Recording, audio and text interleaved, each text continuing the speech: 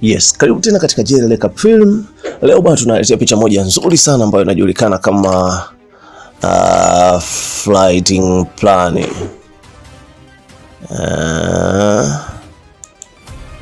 Bwana, hii movie inaanza na huyu mdada alikuwa anamsafirisha mume wake ambaye alifariki baada ya kudondoka kwenye nje ya nyumba yake kama siku 6 hivi zilizopita, akiwa na mtoto wake mmoja ambaye alikuwa anajulikana kwa jina la Julia. Ndipo alipokunywa dawa zake za ajili ya kuweza kupunguza mawazo na kumchukua mtoto wake kwa ajili ya kwenda huko Marekani kwa ajili ya kumsafisha mwanae. Wakati yuko airport, ghafla mtoto wake bwana alikuwa haonekani, ndipo alipoanza kuchanganyikiwa na kuhisi kwamba labda mtoto wake atakuwa ameibiwa. Wakati akiwa anahangaika kuangalia huku na huku, ndipo alipomwona mtoto wake kwa mbali akiwa anaelekea mahali fulani hivi, kuna kitu alikuwa anaenda kuchukua. Bwana sikiza nikwambie mtoto, unajua hapa sio pazuri, inabidi tuwe makini, tuwe karibu mimi na wewe. Alivyoona tu kamgombeza, ikabidi ambebe mwanae na kuelekea moja kwa moja kwenye bodi ya kuingia ndani ya ndege. Kwa ndani ya ndege wao ndio walikuwa watu wa kwanza kabisa kuingia. Kuna kali ka ubaridi hivyo, Julia alichora kikopa chake pale na kuonyesha mapenzi ya dhati, kisha akawa amelala kwenye safari. Ndipo bwana tatizo lilipoanza kutokea. Huyu mama bwana kumbe alikuwa amekunywa vidonge ambavyo nahisi vilikuwa vimepoteza kumbukumbu. Ndipo alipoanza kuwauliza watu baada ya kushtuka, baada ya kuona mtoto wake hayupo. Jamani, samani, hivi mmeona mtoto wangu? Hamna dada, hatujamuona. Jamani, mtoto wangu kaenda wapi? Alijua mwanae. Akaanza kuzunguka huku na huku kwa ajili ya kumtafuta mwanae, lakini hola. Alipita kila kona, aliuliza kila mtu, jamani, mmemwona wapi mtoto wangu? Mtoto wangu anaitwa Julia, jamani mtoto. Alivorudi tena kuona kitu hivyo, alikuta tu kile katuni cha mtoto wake kile ambacho alikuwa amekibeba kitoi.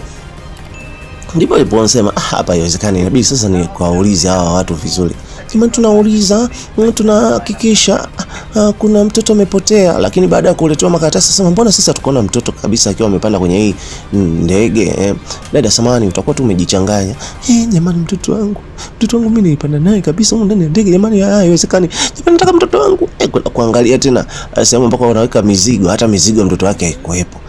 Huyu manza Kelly alizidi kuchanganyikiwa, akasema watu kila mtu akaanza kumshangaa. Akasema huyu dada atakuwa amechanganyikiwa nini huyu? Akatoka tena akaenda kuuliza, jamani, hebu angalia sasa kichaa. Mimi sio kichaa kaka, samahani. Utakuwa labda umechanganyikiwa, umepanda na mtoto kweli? Hebu nenda kauliza kwa makapteni kule. Alienda kuuliza kwa makapteni na jamaa alijitolea kumsaidia, lakini kapteni akamwambia, bwana, mpaka tunafika sasa hivi hakuna mtoto anaonekana kwamba alikuwa amepanda kwenye hii ndege. Hivyo dada yangu, samahani, utakuwa tu umejichanganya. Mimi si nichanganya, mimi sio kichaa. Mimi mmangu alikufa siku 6 tu zilizopita, na inasemekana eti alikufa kwa kujidondosha juu ya gorofa, lakini sio kweli. Alafu mimi mtani nilipanda na mtoto wangu. Jamani, mtoto wangu yuko wapi? Wewe jamani, wewe utakuwa tu una shida wewe. Jamani, mchunguzeni bwana, mchunguzeni.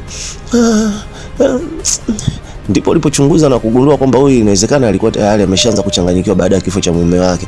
Hivyo walijua kabisa kwamba huyu alikuwa hajapanda na mtoto, na kwenye ndege kulikuwa kuonyesha kama kuna mtoto. Basi watu wanaendelea tu kutoa msaada hapa na pale, kuuliza, jamani, mmeona mtoto? Hamna. Walisaka hapa na kule, kila mtu anauliza, jamani, mmeona mtoto? Jamani, nisaidieni mtoto wangu, jamani, mmeona mtoto? Katika hangaika za hapa na pale, kuna jamaa mmoja hivi ambaye Julia alimuona. Sasa sio, mbona kama sio ngeni? Ili sio gaidi, huyu msoso kama simjua, sio kama unanifuatilia. Amekufuatilia wapi bwana? Mimi sikufuatilia na kujua.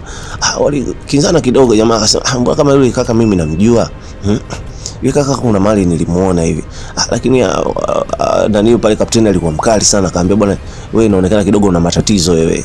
Humu ndani hakukuwa na mtoto na hakuna mtoto yoyote. Jamani, mimi nimepanda na mtoto, nimepanda na mwanangu Julia. Akamfuata tena yule jamaa, akaambia, wewe mtoto wangu yuko wapi? Namtaka mtoto wangu. Mimi sina mtoto wako. Mimi nilikuona pale kwenye hoteli wewe, nilikuona kwenye hoteli. Uliona kwenye hoteli wapi? Umechanganyikiwa. Mimi nakwambia nilikuona, nataka mtoto wangu. Akamwonyesha makaratasi, kama mimi bwana sikuwa kwenye hoteli, mimi nilikuwa sehemu nyingine na wewe umetaja mji mwingine.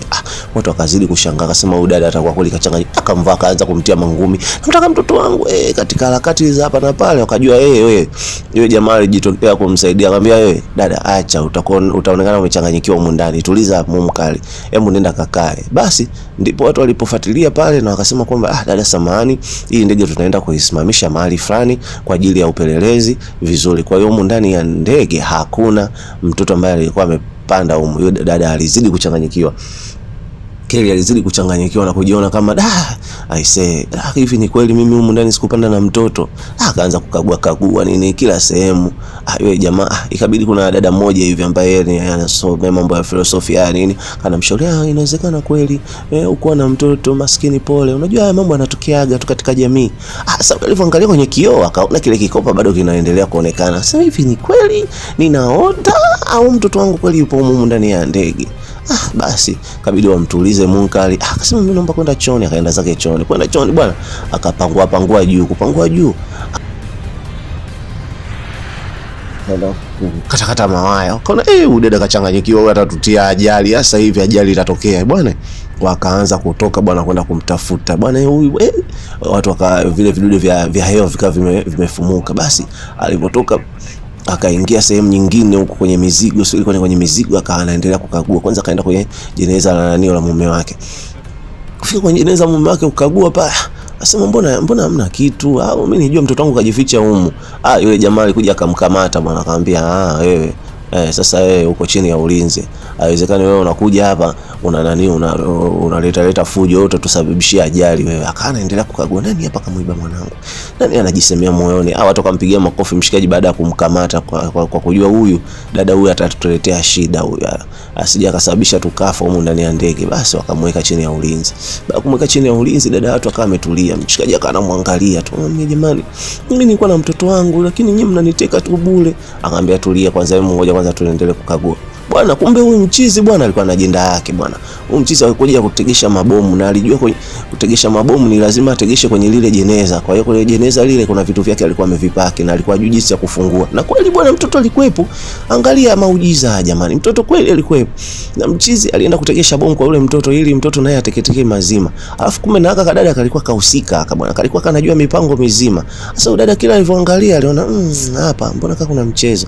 Kweli bwana Julia alikuwa amehifadhiwa sehemu. Kumbe walikuwa na plani kwamba huyu akiweza kufungua hilo jeneza wao waweze kutengeneza mabomu yao. Ndipo huyu jamaa akamfuata tena kapteni, akamwambia sikiza kapteni, hali ya humu ndani ni mbaya na huyu mdada anaweza kaua kila mtu, akaangamiza kila mtu. Kwa hiyo inachotakiwa hapa ni ndege itue. Huyu akamfuata, kuna unasababisha ndege itue tena? Sasa wewe ni nini? Una plani gani? Wakati wewe ulisema hii ndege itaenda kutoa mahali fulani ili tuweze kuchukua zile bilioni zamani mimi pamoja na wewe. Demu alipoangalia akaona mbona kama sielewi. Mbona kama ndege inaenda kutua hivi? Mbona kama hiyo? Basi washikaji wa abiria wote wakashangaa baada ya kuona ndege imetua. Basi walishuka abiria wote. Wakamuuliza kapteni, vipi? Mbona mnashuka inakuwaje? Anambia yani hapa tunashuka.